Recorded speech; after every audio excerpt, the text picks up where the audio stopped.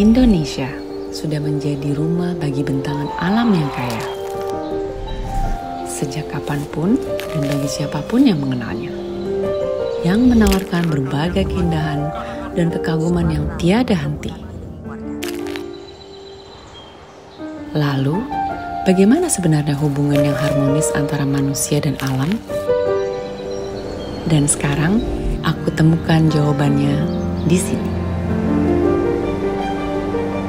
Di Provinsi Jambi, di tengah belantara kehidupan hutan tropis, terdapat satu program yang bertujuan untuk menjaga keharmonisan hubungan manusia dengan alam sebagai upaya konservasi keanekaragaman hayati dan pengelolaan daerah aliran sungai terpadu dari kelestarian flora dan fauna hingga kesejahteraan masyarakat di daerah penyangga.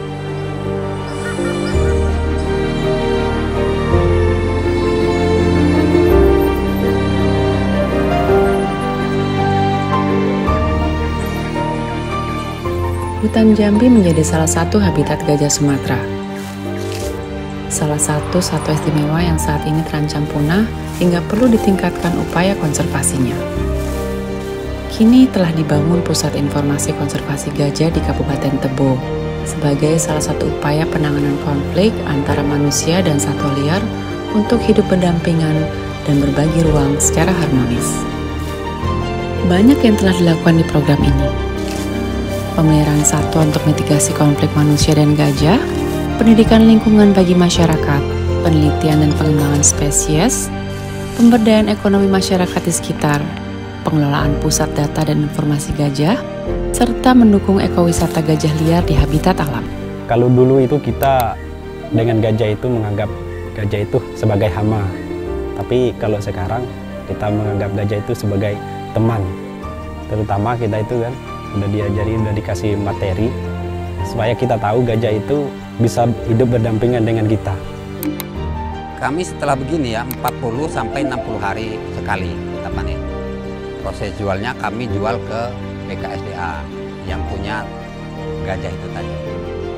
Di PKG kita ada gajah latih 5 ekor, 2 ekor itu gajah jantan berasal dari Taman Nasional Waikambas. Kemudian 3 gajah lainnya, gajah betina itu berasal dari Balai KSDA Sumatera Selatan.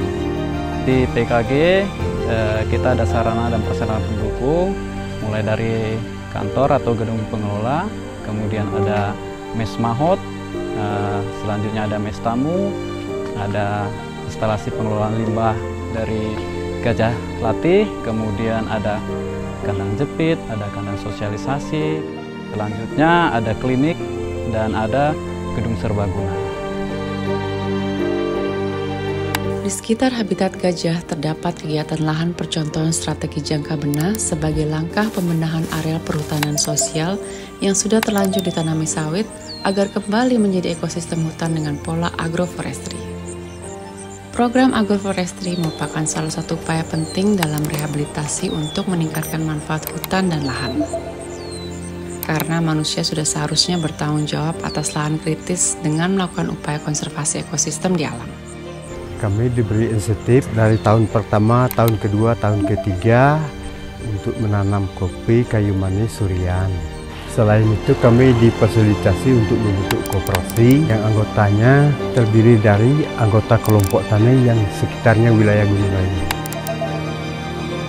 Kami selaku kelompok tani merasa berterima kasih atas bantuan itu. Kami merasa bersyukur, sangat senang sekali. Sebelumnya kami tidak ada apa-apanya. Setelah dibantu kami sangat merasa bersyukur.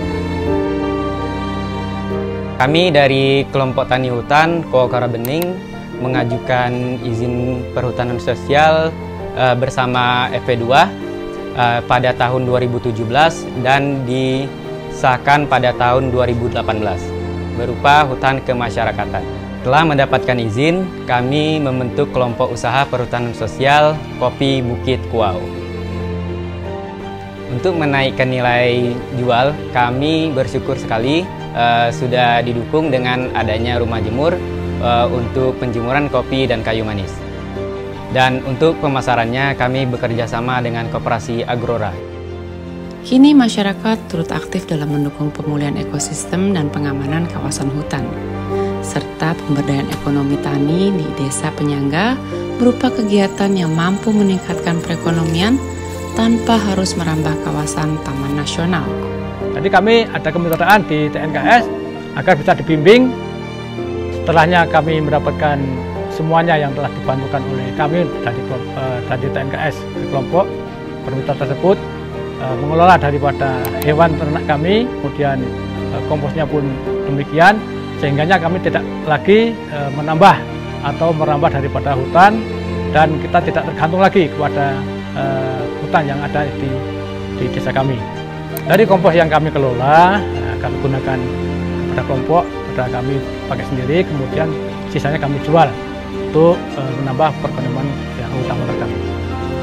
Didukung pula dengan program ekowisata seperti Arung Jeram, wisata danau, dan pendakian Gunung Kerinci. Dan pada akhirnya, alam yang dermawan akan selalu lestari dan bersahabat. Habitat terjaga, lahan tak lagi kritis, dan masyarakat hidup sejahtera. Untuk sekarang dan generasi yang akan datang.